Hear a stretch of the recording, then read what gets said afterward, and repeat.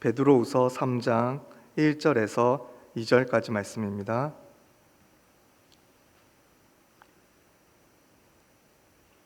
베드로후서 3장 1절에서 2절까지 말씀.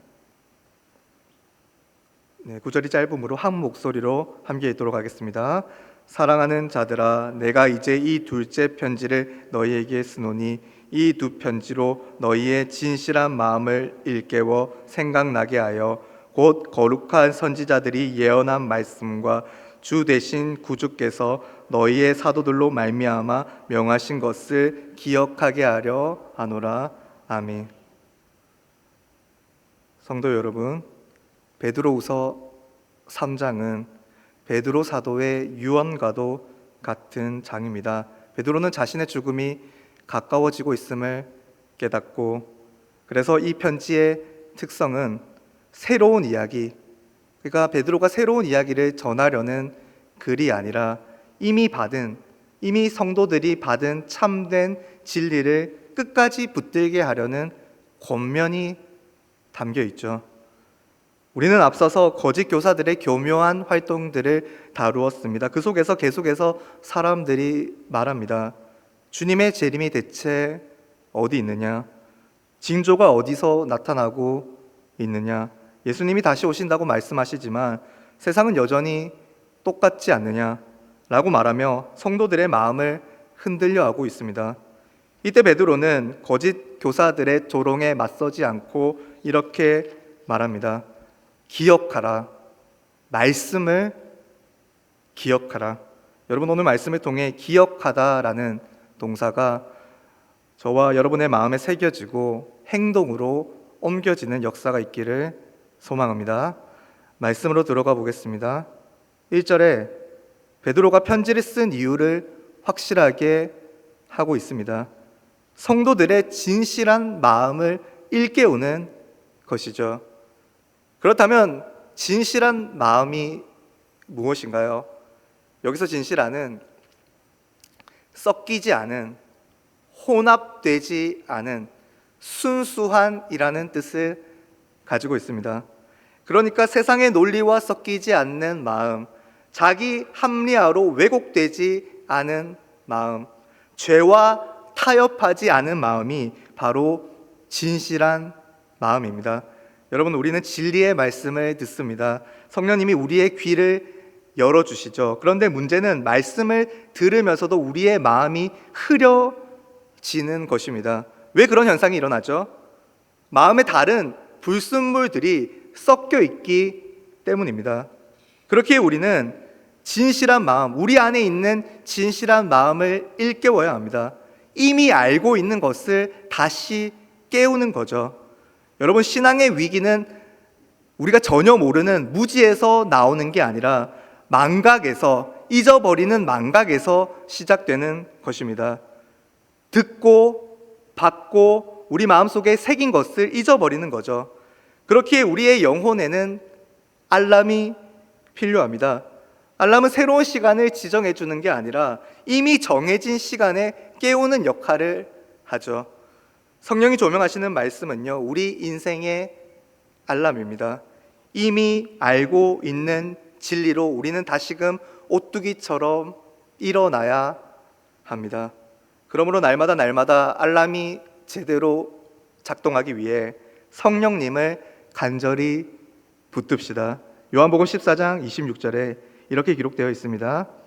보혜사 곧 아버지께서 내 이름으로 보내실 성령, 그가 너희에게 모든 것을 가르치고 내가 너희에게 말한 모든 것을 생각나게 하리라.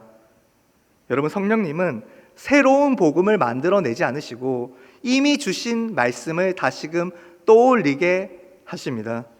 그러므로 말씀을 들었지만 우리가 무시하고 있을 때, 마음에 찔림이 있었지만 행동하기를 미룰 때, 회개의 감동, 우리에게 주시는 회개의 감동을 눌러버릴 때 알람이 미작동되고 있음을 깨닫고 성령님을 간절히 찾읍시다. 그렇게 성령으로 충만한 하루, 말씀이 기억되는 하루를 살아내는 저와 여러분 되기를 소망합니다. 여러분, 성령이 기억하게 하는 말씀이 대체 어떤 말씀이죠? 오늘 본문 2절 상반부를 보십시오. 거룩한 선지자들이 예언한 말씀과 주 곧 구주께서 너희의 사도들로 말미암아 명하신 말씀입니다. 그러니까 구약의 말씀과 신약의 말씀을 모두 지칭하죠. 베드로는 지금 신앙의 기준을 분명히 하고 있는데요. 신앙은 경험이 아니라, 감정이 아니라, 시대 정신이 아니라 말씀으로부터 비롯되는 것이다. 그렇죠. 기록된 거룩한 말씀은요, 모두 하나님의 말씀입니다. 구약과 신약은 다른 책이 아닙니다. 하나의 구속 이야기, 하나의 사랑 이야기입니다. 그 중심에 예수 그리스도가 계시죠. 선지자의 예언도 사도의 가르침도 모두 예수 그리스도에게로 향합니다. 오실 예수 그리스도, 오신 예수 그리스도, 다시 오실 예수 그리스도, 죄인을 구원하신 예수 그리스도, 참된 사랑을 우리에게 베풀어 주신 예수 그리스도, 영생의 길로 인도하시는 예수 그리스도, 영원토록 우리와 함께 하시는 예수 그리스도. 말씀은, 우리가 듣는 말씀은, 우리가 보는 말씀은 예수 그리스도 중심성입니다. 말씀을 기억한다는 것은 예수님을 중심에 두고 기억하는 것입니다. 여러분, 성경의 모든 권위는요, 예수 그리스도께서 말씀의 주이시라는 사실에서 비롯됩니다. 그러니까 예수님은 말씀의 전달자가 아니라 말씀의 주인이십니다. 선지자와 사도들은 말씀을 받아서 전했지만 예수님은 권위로 선포하시고 명하셨습니다. 따라서 예수님의 말씀은 해설이 아니라 판결이며 조언이 아니라 주권적인 선언입니다. 여러분, 그렇기에 우리가 예수님이 말씀의 주인이라는 것을 인정한다면 말씀을 대하는 우리의 태도는 달라져야 합니다. 우리에게 있어서 말씀은, 주님의 말씀은 선택사항이 아니라 순종의 기준이며 우리의 참고 자료가 아니라 우리 삶 전체를 통치하는 지침서입니다. 여러분, 그러므로 우리는 말씀 앞에 겸허히 엎드려야 합니다. 성경을 소유한 사람이 아니라 그것을 넘어서서 성경 앞에 엎드린 사람이 곧 그리스도인이며 하나님의 참된 백성입니다. 말씀 앞에 그저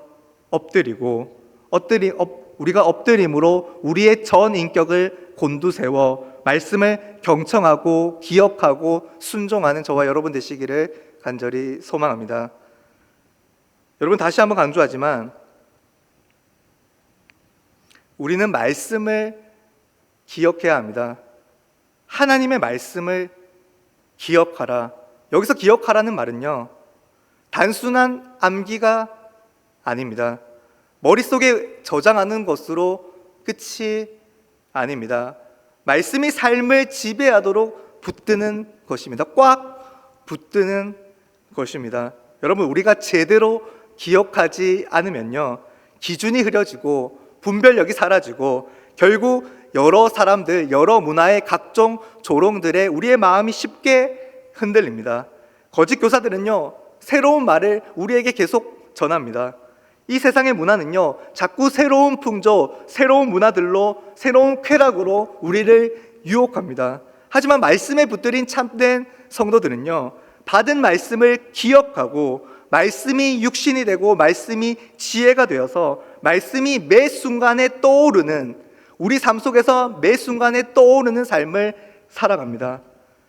진실한 마음으로 순수하고 완전한 진리의 말씀을 붙드는 모든 푸른 초장교회 성도들 되시기를 소망합니다. 말씀을 정리하겠습니다. 사랑하는 푸른 초장교회 성도 여러분, 그렇다면 우리는 우리가 어떻게 진실한 마음으로 말씀을 기억하며 살아갈 수 있을까요? 첫째, 우리는 말씀 앞에 정직하게 서 있어야 합니다. 변명하지 않고 합리화하지 말아야 하죠. 히브리서 4장 12절 말씀을 보십시오. 하나님의 말씀은 살아있고 활력이 있어 좌우의 날선 어떤 검보다도 예리하여 혼과 역과 및 관절과 골수를 찔러 쪼개기까지 하며 또 마음의 생각과 뜻을 판단하나니. 이 말씀은 마치 우리를 수술대 앞에 눕혀 놓는 것과 같습니다. 그러니까 말씀의 칼 앞에서, 이 하나님의 말씀의 칼 앞에서 우리는 완전히 무방비한 상태죠. 그런데 그러한 이미지가 우리에게 꼭 필요합니다. 주님, 말씀으로 우리의 영혼을 터치하셔서 수술하셔서 우리에게 깨끗한 마음, 거룩한 마음을 불러일으켜 주옵소서. 둘째, 우리는 말씀을 모든 삶의 기준으로 삼아야 합니다. 우리의 느낌이 중요하지 않습니다. 우리에게 놓인 상황이 중요하지 않습니다. 말씀이 곧 답입니다. 말씀이 곧 우리 삶의 빛입니다. 시편 119편 105절에 주의 말씀은 내 발의 등이요 내 길의 빛이니이다 라고 말씀하고 있습니다. 우리가 말씀 가운데 거할 때 캄캄한 어둠 같은 이 세상 속에서 늘 하나님이 인도하시는 선한 길로 나아갈 수 있습니다. 말씀의 로드맵을 따라 옳은 길, 생명의 길을 따라 걸어가는 저와 여러분 되기를 소망합니다. 셋째, 우리는 말씀을 반복해서 붙들어야 합니다. 한 번 듣고 끝내는 말씀이 아니라 계속해서 우리 가운데서, 우리 삶 가운데서 떠오르는 말씀이 되기 위해서는 같은 말씀을 여러 번 읽고 숙고하는 시간을 반드시 가져야 합니다. 특별히 우리 교회에서 30주년을 맞아 성경 일독과 성경 필사의 시간을 가질 텐데요. 모든 성도들이 동참하여 말씀으로 충만해지고 말씀만으로 충분해지는 인생을 사시길 소망합니다. 마지막으로 우리는 말씀을 오직 말씀의 주인 되시는 예수 그리스도 안에서 읽어야 합니다. 예수 그리스도의 중심으로, 그러니까 우리의 생각이 예수님을 깊이 생각하고 우리의 마음의 중심이 예수님을 향해 있다면, 우리가 예수 그리스도 중심으로 성경을 읽게 되면 율법이, 하나님의 율법이, 구약에서 말하는 법이 그저 율법으로 읽히지 않고 우리의 삶, 거룩한 삶의 지침서로 읽히게 됩니다. 사도의 권면이 우리에게 정죄로 들리지 않고 시와 찬송과 아름다운 노래로, 신령한 노래로 들리게 되어 굳은 마음, 우리 가운데 있는 굳은 마음을 제거하고 부드러운 마음을 품게 됩니다. 모든 것이 기쁨의 소식, 복음이 되고 우리의 입술에는 감사와 영광의 찬송이 흘러 넘치게 됩니다. 우리 모든 푸른초장 교회 성도들이 급변하는 시대 문화 속에서 새로운 풍조와 새로운 말들과 새로운 문화를 찾기보다 들은 말씀을, 진리의 말씀을, 받은 복음을 진실하게 기억하며 말씀을 붙들고 예수님이 걸어가신 길, 거룩의 길, 생명의 길, 영광의 길을 함께 끝까지 잘 걸어가는 모든 푸른초장 교회 성도들 되시기를 간절히 소망합니다. 이 시간 찬송하고 기도드리겠습니다.